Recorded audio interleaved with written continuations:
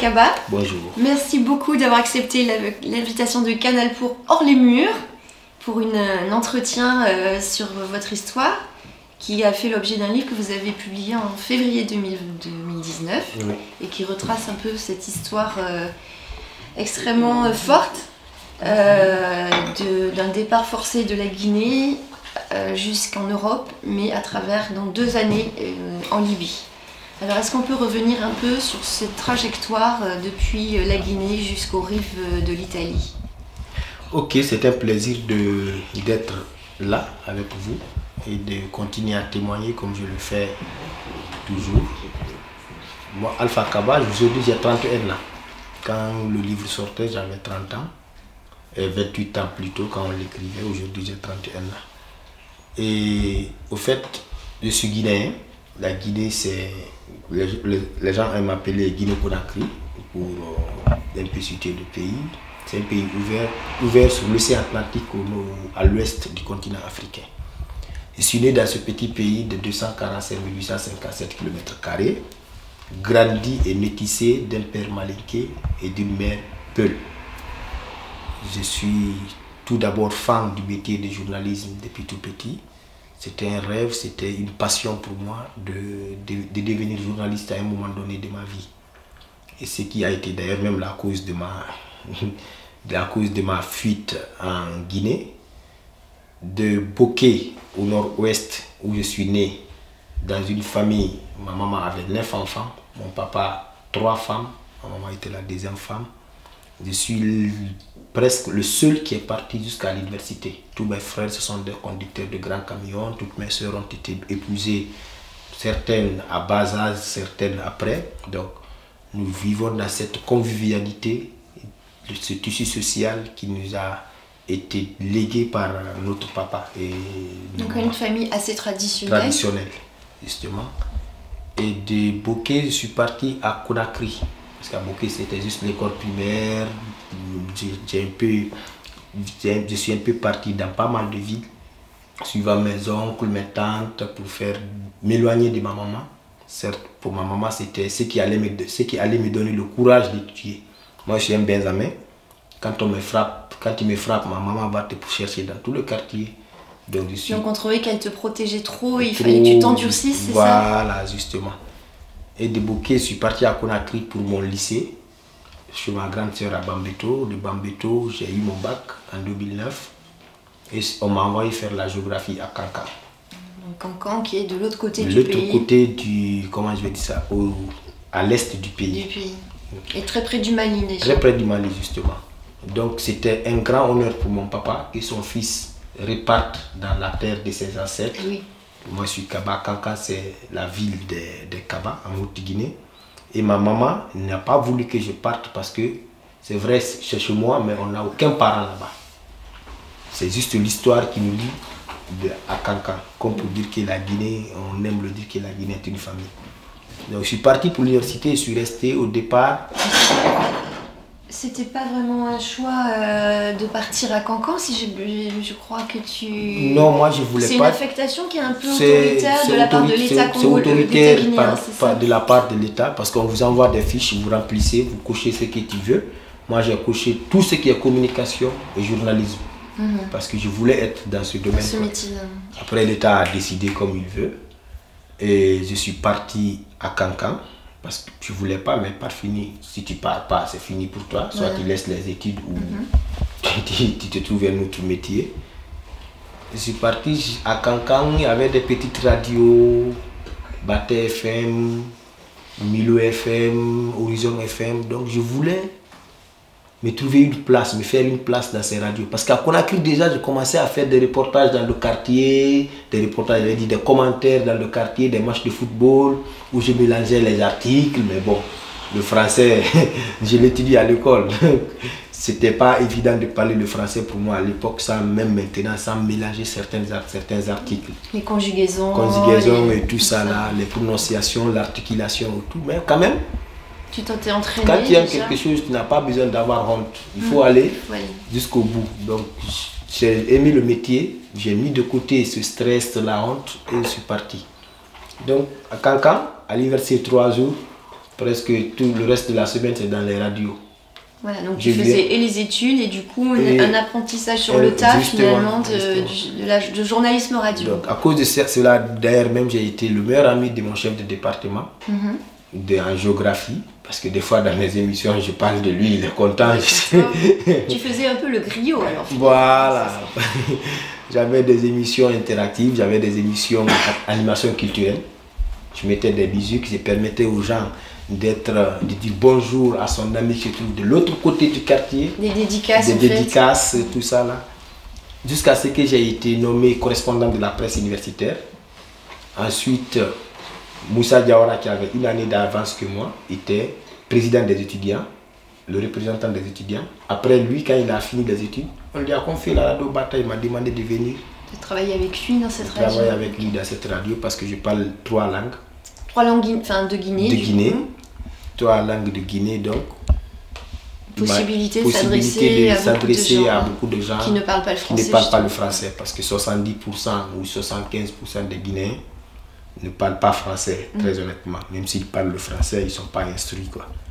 Donc, comme ça, j'ai commencé à faire Bataille en question. Une émission interactive basée sur la vie sociétale et culturelle de la ville de Kankan. Des sujets, on vient, on met pour une bonne compréhension, les grandes gueules, quoi.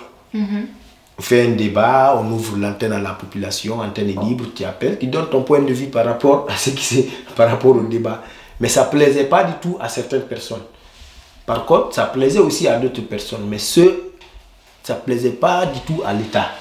Oui, parce que c'était aussi une remise en cause. Voilà, à l'administration locale surtout, parce que vous savez que la corruption en Afrique, c'est dans les veines, quoi. C'est jusqu'à la moelle épinière. Donc, à chaque fois, on faisait ces mêmes émissions, jusqu'à ce que le préfet et le maire ont volé l'engrais qui était destiné aux paysans. Oui, c'est-à-dire qu'il y avait une mesure qui avait été prise pour donner gratuitement l'engrais aux paysans. Qui permettait aux gens de gagner un peu d'argent en cultivant. Et cet engrais a été volé. D'une manière ou d'une autre, volé pour être revendu à la population. Normalement, c'était gratuit. Après, on a essayé de joindre le préfet et le maire pour qu'ils répondent aux accusations, tout ça. Mais après, c'était vrai. C'était vrai. Ils n'ont pas voulu répondre parce que des fois même, on appelle même certains cadres en direct dans l'émission. On dit tel, tu as été reproché de tel. Tu peux te défendre, il se défend. Donc eux, ils n'ont pas voulu. À la veille de l'arrivée du président, les gens sont sortis avec des pancartes. Oui, parce que dans le même temps, du coup, le président venait, c'est son fief, son premier meeting à l'intérieur du pays. Il vient, tout est prêt à la maison des jeunes Batumba. Après, les gens sortent avec des pancartes, à bas le préfet, à bas le maire, préfet zéro. Les gens ont commencé à se frapper, des jets de cailloux. Ça c'est facile, les jets de cailloux. Le meeting n'a pas finalement pu avoir lieu. Après. Le soir, ils nous indexent comme les instigateurs des événements qui se sont déroulés tantôt dans la journée. Nous, on préparait le journal de la nuit. Moi, je préparais le journal en langue malinké, Peul, Sussou. Parce qu'après le journal en français, moi, j'enchaîne avec le journal en langue nationale. Ils ont demandé d'abandonner la radio parce qu'il y a les gens qui veulent venir gâter la radio. C'est l'équipe de la radio, la direction de la radio. De la radio qui était bien informée. Ils ont appelé au téléphone. En disant partez. Partez, ne prenez rien, allez-y. Sauvez-vous. Cachez-vous. Donc ils ont pris Mamadi Sissé. Qui était journaliste à la radio. Lui s'est fait arrêter du coup. Il s'est fait arrêter. Ils ont pris certains de nos amis et Moussa Tatakouri et moi surtout on cherchait. Parce que Moussa Tatakouri pouvait faire 1 heure d'émission, 2 heures d'émission. Il était vraiment journaliste mais à la fois opposant au résultat. Donc il était un peu fiché peut-être déjà. Et moi en personne, parce que mes émissions sont beaucoup écoutées, donc je suis parti à Kankan. Et de la radio, je suis parti à la briqueterie, jusqu'à Missira pour en haute banlieue, quoi. Se cacher, se mettre à cacher là-bas en attendant que les choses se calment. Mais finalement, toujours au lendemain, Même ceux qui m'ont gardé chez eux là-bas avaient peur, quoi. Donc de peur qu'ils gâtent leur maison, je suis allé à Bamako. Là, tu as senti qu'il fallait vraiment partir loin. Bamako, ensuite je reste un peu. Après l'Algérie, j'ai eu des conseils pour l'Algérie. L'Algérie, je suis parti. Je ne m'attendais pas du tout à rester dans cet état parce qu'une personne m'a demandé de venir. Je suis venu, je ne prenais plus le téléphone. Je suis resté pendant un mois jusqu'à ce que je passe des nuits, comment je vais dire ça, à la gare d'Alger. Oui. J'ai été récupéré par Niaï qui m'a envoyé dans un squat à Draria à Alger. Après, un mois après, pendant que, parce que comme je l'ai toujours dit, l'Algérie c'est un autre monde après. Le calvaire commence en Algérie. Bon, lors de la traversée, bon, je ne vais pas tout rentrer dans les détails, certes vous aurez dans le livre, mais lors de la traversée, tout ce parcours-là. Tout ce parcours. Mais après, le désert coupe l'Afrique quand même. Après, je reste là et me demande qu'ils vont aller en Libye. Donc là, on est à Alger, tu restes un mois à peu près aussi. Un mois à peu près. Donc plus de contact, le téléphone ne répond pas. Ne répond pas, le racisme sévit d'un côté à l'autre. Ah oui, ça aussi, tu l'as. Je parle français, on me répond en arabe. Donc je n'ai pas trouvé ma place en Algérie.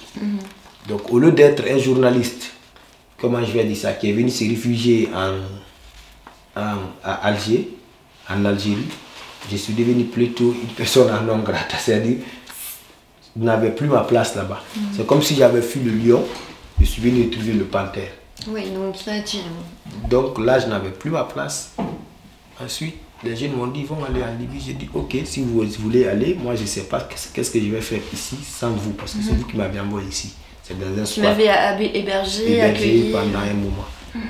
Après, j'ai dit, ok, dans la panique, je suis parti avec eux. Plutôt rester avec des gens que rester tout seul. Donc là, tu pars. Je pars avec eux en Libye. Pour travailler, en fait. Travailler, parce que là, je n'étais plus dans mon état de journaliste. Je me trouvais maintenant. Là, il fallait trouver comment, voilà. Une autre vie. Donc, je suis venu. En Libye, on a été cueillis par un groupe de milices qui nous a exploités. Mais là, tu ne savais pas que c'était une milice au début, tu pensais que c'était des passeurs. Tout ce que je vous raconte là, c'est en 2013. Oui, c'est ça, on est en 2013. Voilà, il faut... En 2013, les infos n'étaient pas comme ça. Donc là, vous croyez vraiment que vous payez des passeurs pour aller trouver du travail à Tripoli. Et vous ne savez pas que vous êtes en fait jeté dans la gueule du mur. Non. Après, on reste là. On a été revendu, torturé. Moi, j'ai été revendu à 300 dinars. Qu'à un moment donné, on dit voilà, Alpha Kaba, ça vaut 300 dinars. Ça vaut 300 dinars, c'est un marché qu'ils organisent où viennent des gens qui ont de l'argent, ils vous revendent. C'est un gros marché très visible. C'est un gros marché très visible. Ils n'ont même pas besoin de se cacher, quoi. C'est ça. C'est terre à terre, ils le font. Chacun prend son migrant, sont désormais esclaves, ils l'envoient parce que ce n'est pas rémunéré les travaux. Après, moi, parmi les jeunes qui étaient avec nous, il y avait des maçons, des charpentiers, des plombiers. Il y avait pas mal de métiers, ils avaient tous des métiers. Mais comme ils n'ont pas trouvé leur place dans leur pays, ils ont du mal à s'intégrer dans leur pays, ils sont partis en aventure. Quand tu dis s'intégrer, c'est trouver surtout du travail, parce qu'il y a un sous-développement, il y a une crise. Qui ronge le continent. Ces jeunes-là, on est venus ensemble. Et en plus, ils s'imaginaient, vous imaginez à l'époque que la Libye était encore un pays riche où il y avait de l'activité et on pouvait gagner sa vie. Tout le monde connaît la Libye avec Kadhafi. Tout le monde sait que même leur monnaie, c'est la monnaie la plus forte de l'Afrique. De l'Afrique, le dinar. Parce que même le dinar algérien, c'est plus fort que ça. Donc, on vient, on se jette dans la gueule du loup, travailler dans des chantiers, travailler dans des plantations.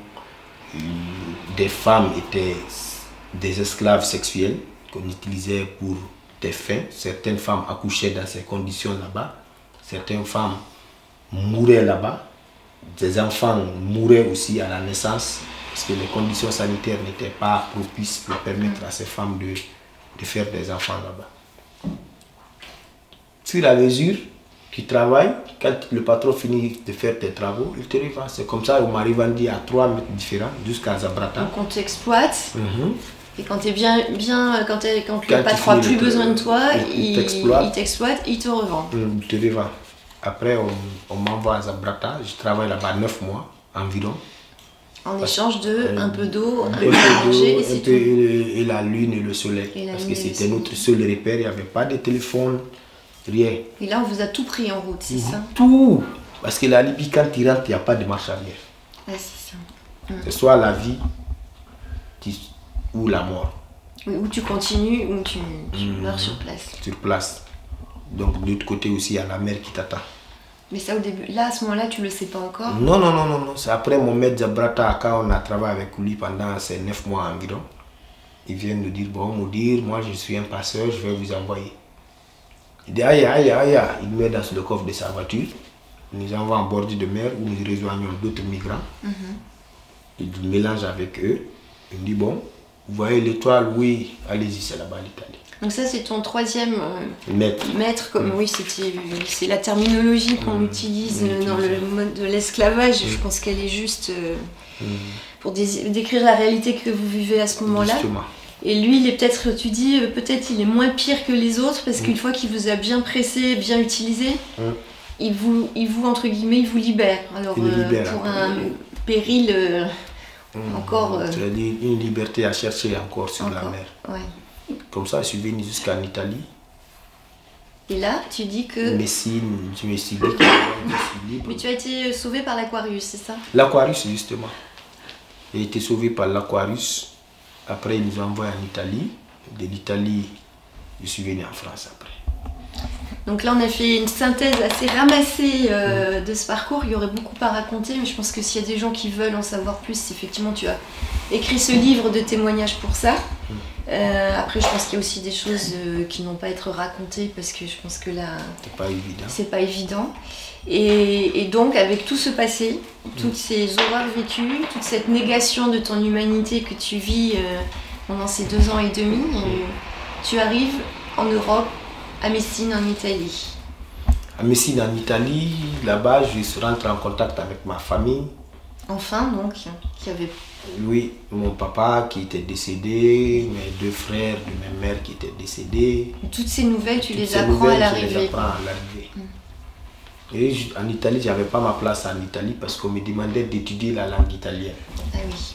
Et moi, j'ai étudié, j'ai ma licence en géographie. Je ne peux pas passer toutes ces années encore à reprendre une autre langue. C'est comme ça que j'ai dit non, je vais pas l'Italie, c'est pas ma place, quoi. Je suis rentré en contact avec des amis qui m'ont conseillé de venir à Bordeaux. Comme ça, je me suis retrouvé à Bordeaux. À Bordeaux, j'essaye pas mal de faire. J'essaye vraiment de m'intégrer à ma façon, mais c'était pas évident. Le début, je dormais dans le parking de la Victoire. Oui, parce qu'au début, tu t'es retrouvé SDF en fait. SDF. Je dormais sur les quais de Bordeaux, je dormais à la cabane à gratter.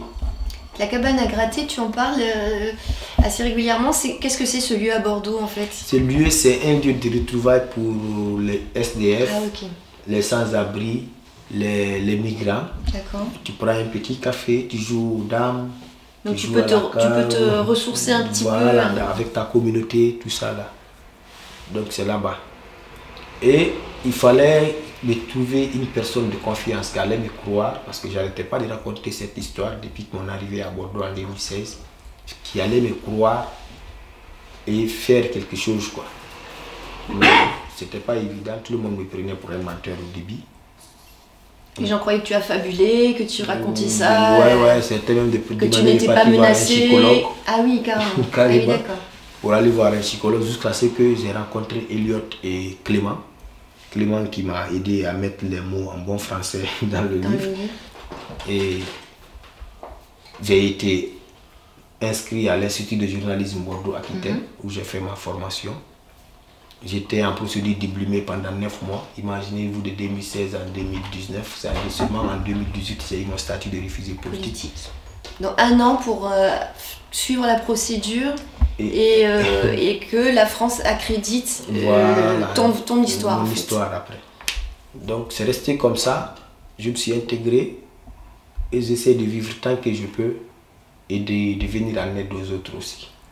Et justement, par rapport à cette arrivée sur le continent européen, entre ce que tu as vécu et ce que tu connais d'autres jeunes, ou moins jeunes d'ailleurs, mais que tu aides aujourd'hui, qu'est-ce qui est vital? Qu'est-ce qui est le plus important? Quand on arrive, de quoi on a vraiment le plus besoin? On a d'abord besoin de la confiance. La confiance. Hein. On a besoin de la confiance. On a besoin vraiment d'être accompagné. Oui. Accompagné, ce n'est pas que psychologiquement, mais on a besoin à ce qu'on nous remonte le moral. Nous remonter le moral, c'est de nous accompagner dans les démarches administratives aussi. Nous donner un toit, parce que dormir dans la rue, c'est pas évident, et surtout quand tu viens en plein hiver, c'est pas non plus doux, quoi. Donc le migrant a besoin de la confiance, d'être accompagné. La confiance, c'est aussi que les gens ils te regardent sans sans installer un climat de suspicion, en disant vous racontez n'importe quoi. Vous savez, les gens regardent le migrant quand il raconte son histoire. Ils font semblant. Bon, je ne dis pas qu'ils font semblant. Il y a certains qui aident. Je les remercie beaucoup, ceux-là qui aident les migrants. J'ai rencontré beaucoup de personnes qui aident les migrants. C'est un moment pour moi de les remercier tous. Mais par contre, il y a certains qui disent ton histoire, vraiment, ça fait pitié. Après, quand vous finissez là-bas, rien. Rien ne suit derrière. Il y a certains qui mettent tout sur le dos des politiques. Oui, qui se défaussent en disant... les lois qu'ils ont prises, petite patata, oui, c'est normal. Mais on a notre part d'humanité en nous. On est tous des êtres humains. Disons que personne n'a pu la rester sur cette terre 1000 ans après. Donc, vivons le temps, mais en le vivant, vivons-le ensemble. Parce qu'on est condamné à vivre ensemble, ce que je n'arrête pas de dire. Que tu sois noir, que tu sois comment je vais dire ça, syrien, tous ces migrants sont vraiment des êtres, sont nous semblables. Nous devrons faire quelque chose pour ces personnes. Donc, les aider, c'est... Mais ça fatigue. Ouais, c'est difficile de se concentrer. Donc, c'est de nous aider. Nous aider, c'est un toit. Nous aider, c'est de faire en tout cas tout ce qu'on peut faire pour le migrant. Parce qu'aujourd'hui, c'est nous. Demain, on ne souhaite pas que ce soit une autre personne. Parce que ça, ce que moi j'ai vécu, c'est que les migrants d'aujourd'hui sont en train de voir, n'ont pas envie, même à leurs ennemis, que ça les arrive. Donc, c'est très important pour un migrant d'avoir de la confiance et de l'accompagner. Donc, la confiance, c'est effectivement sentir que quelqu'un est vraiment à l'écoute, ne remet pas en cause ce que tu as vécu. Et puis après, tu parles d'accompagnement, mais c'est très concret. C'est-à-dire que, par exemple, dans tout le parcours administratif qu'il va falloir faire, il y a aussi bouger dans la ville, il y a aussi aller d'un point à... Et là, tu dis... c'est pas évident, on te traite pour un menteur. T'imagines, on te dit, bon, tu es à Bergerac, il y a 5 lignes de train. Et des bus. Tu dois, toi, tu connais bien l'Afrique, qu'on te dise, en Afrique, il n'y a pas de rendez-vous. Oui. Il y a exception faite, mais généralement... Sauf au consulat pour les visas. Justement. Là, il faut pas être en retard. Mais les rendez-vous entre ton voisin et toi, il n'y a rien. Tu viens, tu toques à la porte, tu rentres. Voilà. Voilà, il n'y a même pas de téléphone. On n'organise pas de se voir. Pour aller même voir quelqu'un, il faut prendre l'appel au téléphone, le prévenir, prendre son rendez-vous, tout ça. Quand on te dit, bon, tu dois aller à la préfecture, prendre des empreintes. De la préfecture, tu es malade, tu dois aller à Médecins du Monde ou tu dois aller à l'hôpital Pellegrin. On te dit, tu prends le bus 1, tu descends, tu prends le tramway B, mais pour une personne qui n'est pas allée à l'école, comment est-ce qu'il va s'en sortir? Et qui n'a jamais vécu ça. Qui n'a jamais vécu ça. C'est pourquoi j'ai dit de l'accompagnement. Oui, c'est très concret, c'est-à-dire éviter qu'ils échouent finalement. Voilà. Parce qu'il y a des migrants qui viennent même en retard à la préfecture, même de 10 minutes, on te dit c'est bon, c'est mort, qu'il faut repartir à la PADA, pour prendre un autre rendez-vous. C'est comme une punition un peu. Hein. Mais ces migrants aussi ont besoin d'une formation. Oui. Pendant leur période de migrants, qui sont encore demandeurs d'asile, qu'on leur permette de faire une petite formation, quelle qu'elle soit. culturel aussi, expliquer dans quel pays on est, quels sont ses codes. Oui, tout ça, ce sont des bonnes choses. Parce que le migrant, une fois qu'il est abandonné comme ça dans la rue, c'est un danger. Oui, il peut tomber, basculer. Basculer à tout moment. Très rapidement. Je connais beaucoup de personnes qui ont basculé, je connais beaucoup de personnes qui sont devenues fous. Alors que si tu penses qu'ils avaient été vraiment pris, accueillis, aidés tout de suite, on aurait pu éviter qu'ils perdent un peu le fil de... Il y a des choses que je ne dis pas souvent. Moi, des fois même, je passais toute ma journée dans le tramway. Tram A, du début de l'arrêt jusqu'au terminus. Le chauffeur descend, il tourne. Moi aussi, je suis là, il tourne encore. On passe toute la journée comme ça. Vous imaginez ce qui me traverse dans la tête, ce qui m'arrive. Il y a beaucoup qui le font aussi. Parce que les camps de tramway, c'est gratuit pour les migrants. Mais après, quand tu as froid, tu n'as pas là où dormir, tu passes toute la journée dans les tramways. Il faut vraiment faire quelque chose pour les migrants. Et surtout que contrairement à ce qu'on dit, c'est pas une invasion non plus. C'est à Bordeaux, quand vous êtes il y a combien, tu évalues à combien à peu près le nombre de... Ah, les migrants, c'est pas trop le chiffre. C'est quoi? C'est quelques centaines? Il y a une centaine même de migrants, plus même. Mais c'est pas une invasion, c'est pas... Non mais c'est ça, c'est pas... Les gens ne viennent pas ici parce qu'ils veulent. Oui, c'est parce qu'ils ont... C'est parce qu'ils ont un poids derrière qui les pousse à quitter le pays. En Afrique, tu vis. Enfin, tu respires, mais tu ne vis pas. C'est ça le problème. Nous respirons en Afrique, mais pour les gens, nous vivons, mais nous ne vivons pas. Nous n'existons même pas. Pas de formation, pas de lieu culturel. Nos bauxites sont revendus, les impôts sont payés. Mais même pour signer un document à l'administration, il faut que tu payes la personne encore. Oui, il y a une corruption. Il y a une corruption. Et un chômage aussi très important. Une jeunesse aussi, démographie très jeune. Qui est chômeur, qui n'est pas chômeur? C'est celui qui a fait une formation, qui a un métier qu'on peut appeler chômeur. Mais celui qui n'a aucune formation, il n'est pas chômeur, c'est qu'il est abandonné. Oui, puis c'est surtout de l'informel, on ne paye pas de charges, on vit au jour le jour, des petits boulots. Tu vis au jour le jour. C'est difficile à distinguer qui est chômeur, qui n'est pas chômeur. On est tous des chômeurs parce qu'il n'y a rien. L'État n'a rien fait pour que nous soyons en chômage. Ils savent déjà. Quand tu évalues le nombre de chômeurs en Guinée, tu ne vas pas trouver même 5%. Parce qu'il n'y a aucune personne n'est en chômage parce qu'il n'y a pas de statut. On n'a aucun statut, quoi. Donc c'est un peu comme ça. Il faut qu'ils comprennent qu'il n'y a pas de migrants économiques. Il faut qu'ils arrêtent d'utiliser le français. Bon, pas le français, mais la langue française contre les mots contre les migrants. Migrants économiques, migrants politiques, migrants santé. J'ai entendu ça l'autre fois au journal, que migrant qui est venu pour la santé. La migration a existé bien avant nous. Elle va exister encore.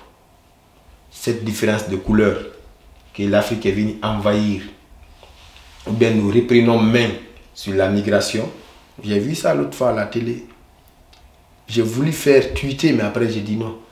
Parce que j'ai dit qu'à tout en reprenant main sur la migration, tu dois enlever une main sur l'autre côté. Parce qu'il y a une main noire qui est sur une partie dont on ne parle jamais. L'Afrique, pour que l'Afrique bouge, il faut permettre de donner à l'Afrique son indépendance et son autonomie. L'argent, le franc CFA, je n'ai rien contre la France, mais quand les moments viennent pour se dire la vérité, qu'on se dise la vérité. Le franc CFA est fabriqué à Clermont-Ferrand et à Bordeaux ici, à Pessac. Mais pour que l'Afrique mange à sa faim, il faut que nos chefs d'État viennent dire à la France, mon argent que tu fabriques là, est-ce que tu peux me donner crédit? Tu dis oui, je vais te donner crédit, mais en te donnant crédit ton argent, il faut que tu me donnes encore des intérêts sur ton argent encore. C'est ça le business France-Afrique, quoi. Mais les gens ne comprennent pas. Il y a beaucoup de personnes qui ne sont pas au courant de certaines réalités qui se passent, pas que entre la France, mais entre l'Europe et l'Afrique. Parce qu'il ne faut pas que je mette tous le dos de la France. Mais moi, je suis, bon, colonie française, ancienne, voilà. Il faut que je parle de la France. C'est ça le business. Donc, comment est-ce que vous voulez que l'Afrique bouge de ce côté? Et l'argent qui sera remis encore est remis à des présidents imposés au continent africain. Tout à l'heure, quand on était tout à l'heure dans la voiture, on parlait de l'Afrique centrale, des présidents à vie. Chez nous, en Guinée, Alpha Condé qui a passé tout son temps en France ici. est là-bas, il veut imposer un troisième mandat. Oui, changer la constitution, Alors que normalement... Et mettre les uns sur les autres, parce que ça, c'est déjà fait. Il faut venir en aide en Afrique. En venant en aide en Afrique, qu'on laisse tous ces gros discours derrière. Qu'on passe à l'action. Tous ces présidents ont leur budget ici. Ils ont des comptes en Suisse, en France ici. Mais derrière, la France condamne, l'Union européenne condamne, mais il y a des enfants qui continuent à mourir en Guinée. En une semaine, il y a eu 11 morts. Hier seulement 3 morts. Là, tu parles des jeunes qui se révoltent en ce moment contre le régime actuel, qui veut changer la constitution. Mais après, ces jeunes encore sont abattus par ses frères militaires sous ordre du régime actuel. C'est pourquoi il y a beaucoup de Guinéens maintenant qui quittent le pays, parce qu'ils se disent, même si ça se passait ici, mon frère ne peut pas me tuer, je le regarde, après il n'y a pas de justice derrière. Oui, parce que rien ne marche, en fait, les institutions ne marchent pas. Donc les jeunes disent, hey, je vais aller, si je vais mourir en route, parce que moi je les explique le calvaire, moi je n'ai pas sur ma page Facebook de les expliquer le calvaire qu'ils rencontrent en route. Mais ils se disent, ils veulent partir. La manière dont tu es rentré là, je vais rentrer comme ça. Moi aussi je suis un être humain. Même si je vais mourir en mer, je préfère mourir en mer que d'être assassiné par un frère guinéen qui pointe son arme sur moi. C'est ça la vérité. Alors il y a assassiner ou mourir de rien faire, d'avoir aucun avenir. De rien faire, aucun avenir, sinon que faire du thé. Du thé, ouais. Fini. Donc c'est très compliqué. Pendant ce temps, nos frères nous dépassent en formation, tout. Donc je pense qu'il y a beaucoup mieux à faire en Afrique que de faire des beaux discours derrière. Ça c'est sûr. Alors ça c'est vrai que c'est un sujet extrêmement compliqué, peut-être qu'on va hélas pas l'épuiser aujourd'hui dans notre entretien. Sur la question des migrants, est-ce que tu as des idées concrètes que tu aimerais, je sais que tu as en tête de créer une association justement pour accompagner les jeunes. Oui, j'ai eu une association que j'ai en tête de le faire. Je n'arrête pas d'en parler à pas mal de personnes pour leur soutien. Voilà, pour réunir un peu une communauté autour de toi. Autour de moi, mais c'est pas évident. Les gens sont tellement occupés ici que ils te disent ok, c'est une bonne idée, bon, on va voir ce qu'on va faire après ce mois. Mais bon, c'est comment. Ça viendra. Ça viendra avec le temps. Je voudrais vraiment venir en aide à ces jeunes qui continuent encore à mourir, qui continuent encore à périr en mer Méditerranée. Ces jeunes qui sont ici, mais aux jeunes surtout qui sont au pays de départ.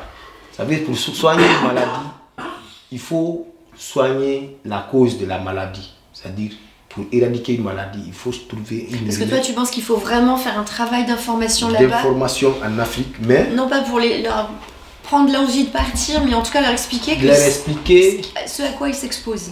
Non seulement ça, les expliquer ce à quoi ils vont s'exposer, mais les permettre de s'intégrer au pays.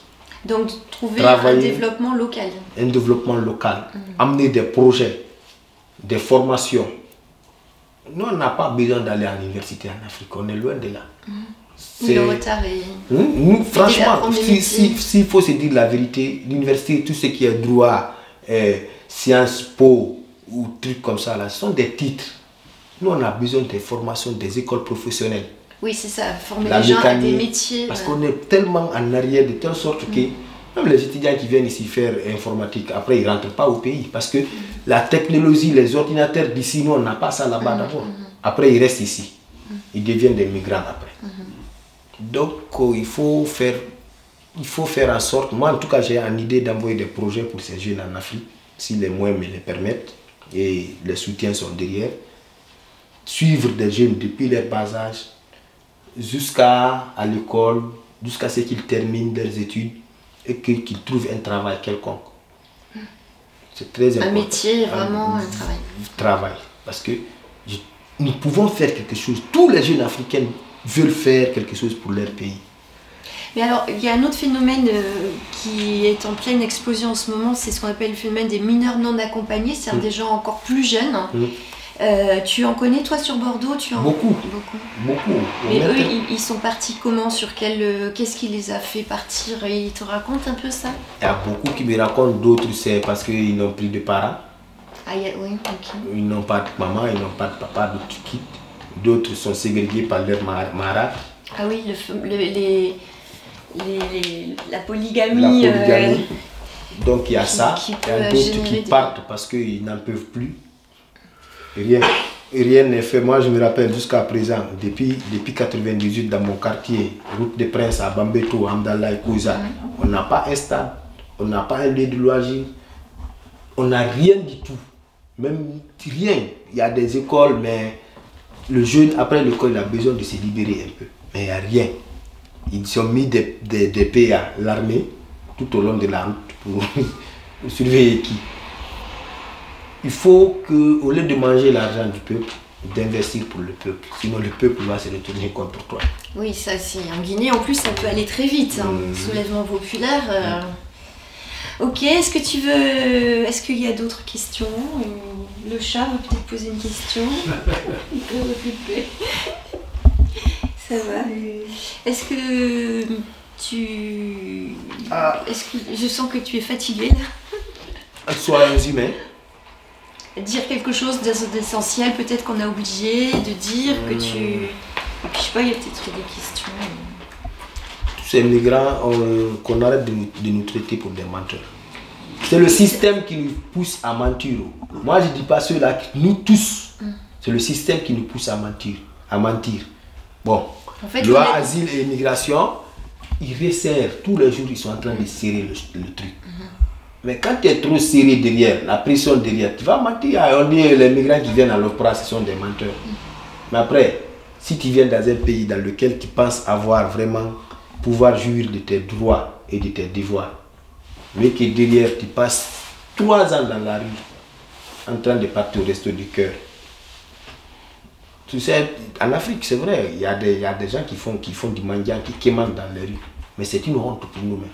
Même aller au resto du cœur, il y a certains qui vont pas. Ils préfèrent rester comme ça dans la journée, mais ils vont pas. Parce que pour eux, ils sont en train de quémander. Nous préférons travailler et manger ce qu'on a travaillé. Mais pas de partir, bon, aujourd'hui, on te donne des plats. Il faut une formation. Donc, qu'ils arrêtent de nous traiter des menteurs. Ces jeunes, il faut qu'on leur donne une formation. Sinon, ça sera demain, un jour ou l'autre, ça sera devant nos portes. Les conséquences de ce que ça apporte. Parce qu'ils vont devenir des soulards, ils vont devenir des fumeurs de drogue, ils vont devenir des revendeurs de drogue, même certains vont prendre des armes. C'est comme si le scénario était écrit à l'avance, c'est-à-dire que s'ils n'ont pas cette aide vitale à l'arrivée, il y a une sorte de pente glissante qui et quand est tu devant commences eux. À descendre, c'est pas facile de et pour supporter effectivement ce que supportent les gens qui sont à la rue, c'est vrai pour les migrants et pour les autres. Donc une tentation de s'abrutir aussi un peu dans l'alcool. Ça c'est clair, ils vont le faire. Parce que mettre un écran entre soi et la dureté de ce qu'on vit. On essaye vraiment de ne pas écouter les politiques, aux citoyens. Et toi c'est un appel à la solidarité. À la solidarité. Laissons les politiciens faire leur politique. Ils ont tout. Moi je connais pas trop la politique, mais je sais une chose, que les politiciens, pour laver l'esprit de la population par rapport à un sujet d'actualité, ils trouvent toujours un moyen pour tourner les esprits. Gilet jaune, tac, tac, tac, quand ils trouvent que c'est trop, bon, on va tourner l'esprit de la population, tac, ils vont mettre sur le journal. Loi asile et migration, ça vous enlève dans ce que vous êtes en train de faire, ils vous envoient un autre sujet pour être méchants, ils nous poussent à être méchants entre nous, quoi. Donc j'appelle plus de solidarité entre les peuples, entre les citoyens. Ne pensons pas, ne mettons rien au dos de la population. Nous sommes des êtres humains, on a besoin de vous. Aujourd'hui, demain et tous les jours. Nous serons toujours à vos portes pour vous demander votre soutien. Tu penses pas, tu aimerais un jour pouvoir rentrer en Guinée? Ça c'est obligé. La plus grande fierté pour un être humain, c'est de vivre avec sa famille. J'ai vu tout à l'heure madame avec sa maman. J'ai pensé que quand je suis avec... C'est une joie quoi. Tous les migrants qui viennent ici, ils ont tous envie de vivre en Guinée. Mais ils ont... Enfin les migrants guinéens. Les migrants guinéens. Oui, s'ils ont mais le choix... Mais moi personnellement, si c'est pas ce qui se passe actuellement en Guinée, je disais tout de suite à madame que ma place est en Guinée là-bas. Mais pour l'instant, tu peux pas rentrer. Tu peux pas rentrer. Sinon, tu... Mais ma place est en Guinée là-bas. Mais c'est pas évident. C'est pas évident. Il faut changer. Il faut vraiment un changement générationnel niveau politique. Parce que c'est les mêmes personnes qui continuent encore comment je vais dire ça, à prendre la vie des jeunes pour leurs fins politiques. Parce que ces opposants qui appellent aux jeunes de descendre dans la rue, je disais tout de suite, ce sont des jeunes, ce sont des gens qui étaient là depuis 1996, qui se sont enrichis sur le dos du peuple. Ils ont des haines entre eux, ministres et anciens ministres. Ils font leur guerre dans les politiques maintenant. Ils deviennent politiciens. Chacun se trouve un parti politique pour rivaliser son truc. Et pendant ce temps, il y a les enfants des mamans. Vous savez combien de fois porter un enfant au ventre, 9 mois porter l'enfant au dos, et puis un jour, à ses 16 ans, qu'on l'abat pour des fins politiques. C'est pas facile vraiment à accepter, quoi. Mais bon, si la France veut franchement nous aider, parce que moi j'ai dit la France, c'est mon pays, mais à la fois, il faut que la France fasse quelque chose pour ses anciens colonies françaises. Tout le monde vise la France, hein, parce que, oui, moi personnellement je suis venu en France parce que je parle français. C'est la trajectoire de l'histoire, je veux dire, on peut pas, c'est une logique, l'histoire est encore présente, donc effectivement toute l'Afrique francophone... L'Afrique a une vie, il y a une vie chez nous, hein, il y a une vie, l'Afrique c'est chez vous aussi, l'Afrique c'est chez tout le monde. Bien sûr. C'est juste ces barrières de frontières et ces mers qui nous mettent les uns sur les politiques. Sinon, c'est chez tout le monde. Ici aussi, c'est chez tout le monde. Demain ou après-demain, c'est quelqu'un d'autre qui viendra vivre ici. Chez moi aussi, comme ça. C'est toujours comme ça. Mais il faut que, en aidant l'Afrique, qu'on aide l'Afrique, la main sur la table. Mais la main sous la table, ça ne va pas marcher. Exactement. Donc on retient ça, solidarité, c'est-à-dire qu'en dépit les politiques, on les surveille, on essaye on les regarde, on essaie de les regarder dans leur théâtre. De les remettre un peu si possible, mais faisons d'abord ce qu'on peut faire sans eux, puisque sinon ça va pas. Ça va pas aller. Ça va pas aller. Voilà. Inouali. Inouali.